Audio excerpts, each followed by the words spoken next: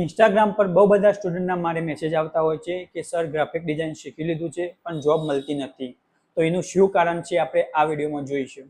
Job ના મળવાનું મુખ્ય કારણ હોય છે કે સ્ટુડન્ટ જોડે પોર્ટફોલિયો હોતો નથી. જ્યારે પણ હું સ્ટુડન્ટ જોડે પોર્ટફોલિયો માંગુ ત્યારે એ મને એમને જે ડિઝાઇન બનાવેલી હોય એની ઇમેજ શેર કરે છે, મલ્ટિપલ ઇમેજ શેર કરે છે વોટ્સઅપમાં.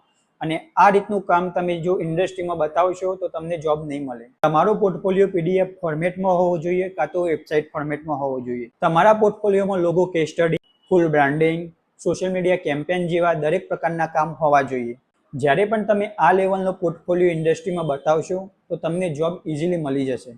એટલે જ અમે અંગત ડિઝાઇન ઇન્સ્ટિટ્યૂટમાં સ્ટુડન્ટને social media post, logo design, portfolio કઈ રીતે બનાવો આ દરેક વસ્તુ શીખવાડીએ છીએ. અને જોબની ઇન્ટરવ્યૂ તૈયારી કઈ રીતે કરવી એ પણ અમે શીખવાડીએ છીએ.